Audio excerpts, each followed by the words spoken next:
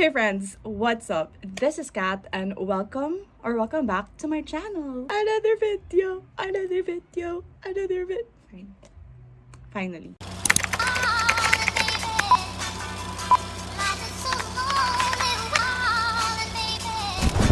Okay, I know it's been a while, guys, and I also know that I've been on and off with BookTube for the past year. I think for the whole duration of 2022, but I can't just like let go of the year without me narrowing down my favorite books of 2022. So here I am. So happy new year to everybody. I hope that you are having the best first few days of the year, and I hope that all good vibes, all the best things will come to you for the year. And I hope that I would be able to make more videos in the coming year, which I will not promise. I can't promise that, but I will try my very best. Now that we are done with all that introduction, I am very excited for this video, and this is probably my most favorite video to film every year. So I'm just like super duper excited to share mine with you, and I hope as well that you would enjoy this video. And of course, you can also comment below what are your favorite reads of 2022 and give me some recommendations. You know, in the coming 2023, I think I am getting my groove back. I'm getting my groove back when it comes to reading. So anyway, let's get to this. If you are interested to know what are my favorite reads of 2022, just keep on watching. So in 2022, I've read a total of 52 books. My only goal is to read 12 books at least one book a month, but I have exceeded that already, and I've read more than 50 books again this year, which I am so happy about because I've been in a reading slump on and off for the past 2 years. So reading 50 plus books in 2022 was a great deal for me. With that being said, I had a really hard time on narrowing down my favorite books of the year, so I can't stick with like top 10. So this video is going to be divided into two parts. On the first part of the video, we have here 10 books I'm going to share with you according to categories in no particular order. And then on the second part of this video, I'm going to give you my top 5 favorite books of the year. So I'm so excited. Let's get this started.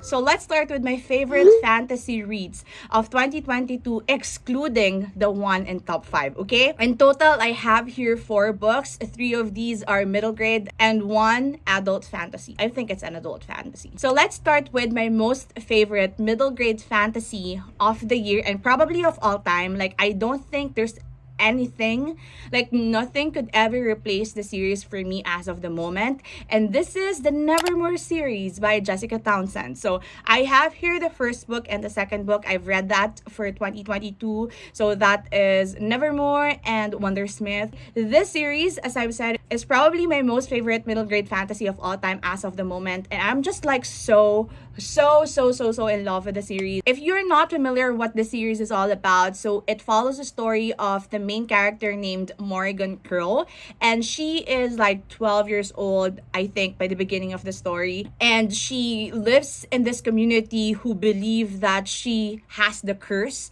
as the bad luck. Everybody believes that she caused every unfortunate event that happened in the story. And then one day, she's going to receive an invitation from this mysterious guy to this place called Nevermore. And she has to take like variety of tests to be enrolled in this elite society called the Wonder Society. So she doesn't have any idea on what Nevermore is, what this place is. That's just like the basic premise of the series. And I am just like so in love with this book. I'm so in love with the world building, with Morgan Crow as a main character, with all other supporting characters. I love the setting. I love how whimsical it is, how mysterious it also can get. I just love everything. It has everything that I want in a middle grade fantasy. It has found family trope. It has a main character that you're going to root for. Somehow like chosen one trope, something like that. It also has all these dynamics that feel so genuine, and it just warms my heart. Like I feel so loved and I feel so comforted whenever I read this book. Very fast-paced and action-packed and whimsical, and there's a lot of magic and mysterious things. Just read this book. I think that you're gonna love it if you are a middle grade reader or a middle grade fantasy lover just like myself. So I am just like so in love with this book. So anyway, let's move on to the next middle grade fantasy. Okay, so the next one that I have in here is A Mary and the Night Brothers by B.B. Alston. And this is the first book in the series. We have the second book already that was released in 2022 as well. It's A Mary in the Great Game. But I haven't finished that one. I started it, but I haven't finished it yet. So I'm also very, very excited about this. But basically, the story is just like Nevermore. It has a chosen one trope wherein we're following the story of A Mary. And she is also kind of an outcast in their community. She is black. She comes from this poor neighborhood and she lives by her single mother and her older brother. And then the story will start when her older brother went missing. So while she's trying to uncover the mystery of her brother's disappearance, she's going to receive an invitation as well, just like Nevermore, wherein she was invited to this place that she has to apply to get into this secret mysterious society or something like that. So Amari has no idea what the place is, but it is connected to her brother. So she went and discovered this magical, whimsical place. So there's just so many things that I love about this book. But basically, I just love the world building, how B.B. Alston created this very organized system on how magical and supernatural things work within their society and outside, wherein there's like a distinguished division between the supernatural world and the normal world. I am just like so in love with Amari as a main character. I think she needs to be protected and I just want her to be happy with her family and with her friends. So I hope that I'm going to get that in the next few books. That is one of my main agenda. Like my priorities for the month is to finish the second book so that I would know what's gonna happen with my girl. Okay?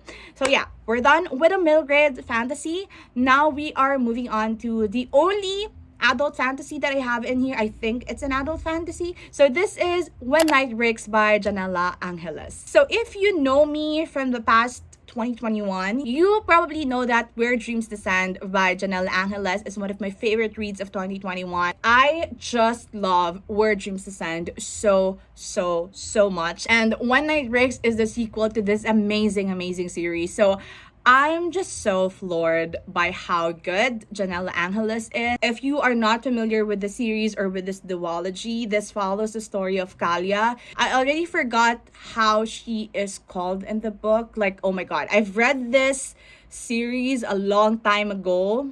I have no memories. My mind is not functioning at the moment. But in the first book, she's going to be introduced as a performer on stage on this club. And then one day she's going to decide that she's going out of that place and stop being a performer on that stage. And she's going to go into this city nearby wherein they're launching a contest for magicians and she wants to be in there. So yeah, that's like the very first book. And the second book, which is When Night Breaks, it doesn't come short of what I expect from it. Like, it's something that I love so much. Like, it hurts me, it like tingles me, it gives me all the feels and all the vibe and all the atmospheric things that I am looking forward to. And I just love Kalia. And I like, if she is a real person, I'm going to ask her for marriage. That's how much I love her. I love the characters in here. I love the setting, the world building. It's not as solid as I want it to be, but it's still okay. I love the commentaries and the themes that this book has. It has many layers as well. And I just love everything about it. Like, I just love it. So I just think that the second book was the best conclusion for the series. Okay, moving on to the next category or the next genre in here. I have here a few romance reads of the year. Oh my god. I think 2022 is the year for romance. Like, it's the year for me to finally embrace all my love for romance books. Like, no, I'm just kidding. I only read a few romance this year. So I have here a total of 4 as well. Let's start with the YA romance, the only YA romance that I have in this list. That's, of course, Heartstopper 4 by Alice Oseman, and this is the fourth volume in the Heartstopper series that we all know, that we all love. This volume is much heavier than the first volumes that I've read in the series, and there are a lot of trigger warnings in here and content warning. This volume is probably not for you, but for me, as someone who loves pain, who reads so that they would feel pain, this specific volume just speaks so much to me. I just admire Alice Oseman for opening topics like this, even though it's super sensitive to young readers, because I think that's very important. And for them to acknowledge that they could seek help and to also ask help for somebody that they care about is something that I love about this specific volume. So anyway, if you don't know what Heartstopper is, you're not familiar with the series, this is a YA romance. We are following here two boys, Nick and Charlie, who started as friends in the first volume and then later on develop a romantic relationship between them. And this has a lot of representations in the LGBTQIA plus spectrum. I just love the series so much. Like, the set of characters are some of my most favorite characters in fiction, and I just like want to protect these kids. I want to protect these characters with all of my life. Like, I just love them. And the Netflix adaptation, oh my god, it's mind-blowing how good it is. I just love the casting of the whole series, but I just love this. And then moving on to adult romances that I have for the year, of course we have here, oh my god, this author blew my mind. This author just became one of my favorite authors of all time in just a span of a year, because I read 3 of her books this year and I love her so much. No one could convince me otherwise. Like, she is my favorite romance author. I will read everything she writes. I don't care what you guys are saying, but I just love her. 2 of her books that are on this list, because the other one is gonna be on the top 5, that's a spoiler. So 2 of her books that are on this list is Beach Read and People We Meet on Vacation. Beach Read is the very first book that I read from Emily Henry. I was doing like this experiment wherein I was trying to read books from TikTok recommendations, and Beach Read is definitely one of them. At first, I was hesitant because I don't read romance and I don't really prefer it as like the main genre of a book that I am reading. But then I gave it a try. And guess what? It made me bawl in tears. It made me feel so much emotions. It made me feel a lot of things. I was happy. I was giddy. I was so in love. I was devastated. I was frustrated. I was crying. Everything. It's a roller coaster of emotions. So anyway, if you don't know what this is about, so we are following here 2 authors. Sorry, but I forgot their names because, again, I've read this earlier this year and my mind, it doesn't cooperate with me. What's going to happen is that they're going to be neighbors in this beach houses, and they were also both experiencing writer's block and they can't finish the books that they are currently writing. So the guy in the story was writing a literary fiction or something, and then the girl was writing a romance novel. So one day, unexpected events happened and they agreed on exchanging genres that they are going to write for one another, and they're going to make this an experiment or experience for both of them. And of course, romance will blossom all throughout the book. And this book is just my kind of romance. There are just so much things to uncover within the characters that I just love them so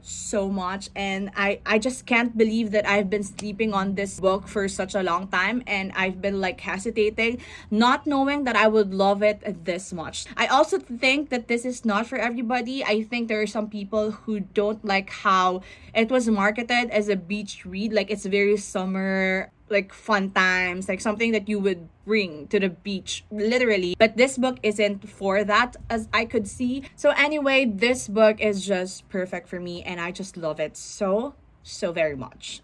That's it. And then the third book that I've read from this author, of course, People We Meet on Vacation. And this is by far my least favorite Emily Henry book, but still made it to my favorites because I love the characters so much. So we are following here friends to lovers trope. So Alex and Poppy are best friends, and then they do this annual thing together wherein they go on trips, experience different things, go to different places, etc., etc. And then the story will start with the present day wherein Alex and Poppy no longer in speaking terms with one another because of a summer trip that happened 2-3 years ago, I think. I forgot already. But yeah, so something mysterious happened between the two of them that made them disconnect or not communicate with one another. And that's what we're going to uncover throughout the book. So this book is just everything that I want in Friends to Lovers. I've heard reviews before that this book is kind of exhausting because of like the different places that they get into. Like it has the same plot all over again. Like they go on trips and then they continue with their lives, etc., etc. Like it's kind of repetitive or redundant, but I think it works for me because of my personal experiences. Like there are so many times that I stopped reading and I thought to myself, this is me. Like Poppy is me. I do think that my review for this is very subjective. It's very biased and very personal. And again, I understand why a lot of people didn't like this book, but I just love this. Okay, so I don't want to explain anything else because it will become too personal for me, but I love this book no matter what other people would say. I don't care. Okay. Moving on to the next romance, and this is going to be the last one for this category. We have here a romance that I just recently read, and this is Written in the Stars by, I forgot the author's name. It's Alexandra. It's kind of long and I don't remember it. So yeah, here is the book cover as you can see on the screen. This one, I have read it like very spontaneously. So this is about Darcy and Elle, and they were set up by Darcy's brother to be on a blind date with one another, and then it turned out to be a bad one. And then they're going to be in a situation later on wherein they had to agree on fake dating just to satisfy the people around them and all that stuff. So it's a fake dating trope. It's sapphic. It's like Grumpy X Sunshine kind of thing. And I just love this. Like, I ate this book up. I think I read it in audiobook in less than 24 hours as far as I could remember. But I just love Dorothy and Elle so much. This is my kind of sapphic romance. And the fake dating really works so well in this book. And I know that there's like companion romance books after this one. I think we have 2 more. I'm going to get to that, I promise, because I just love the characters of this book. I love their dynamics and everything else.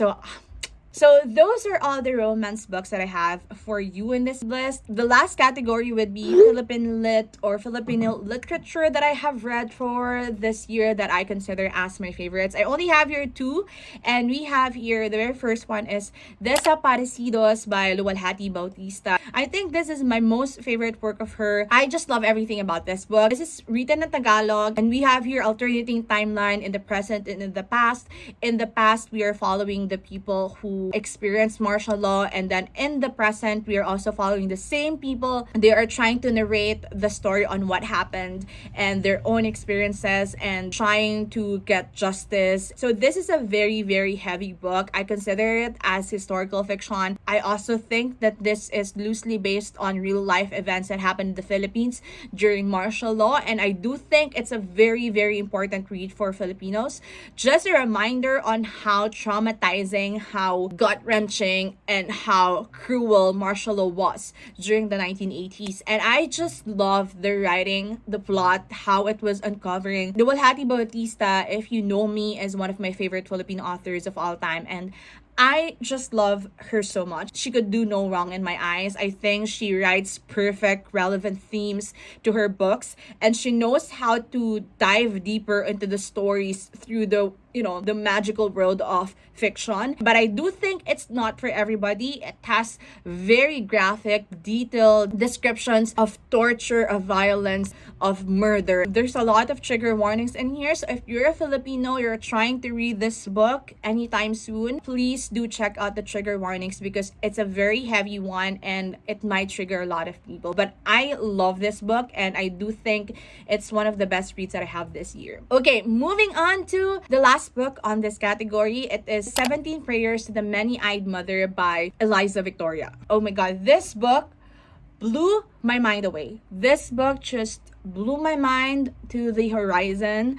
I freaking love this because it was just well written, it was well curated. I love the stories. So anyway, this is actually a collection of short stories. The common themes that we have in here are loss, grief, love, family, relationships. But I think the common denominator of all these stories are these are humans, or these are people, Filipinos, who resort to supernatural beings. Like there are elements of Philippine myth and folklore inserted or intertwined within the story. And I just love it. Like every story is either sad or happy, but it is creepy and haunting, and there's like a certain eerie feels to it because it has supernatural elements, and I think it's well done. Like Eliza Victoria, I already know this, but she is an incredible writer. This is my fourth book by her, and I just really think that she writes so damn well.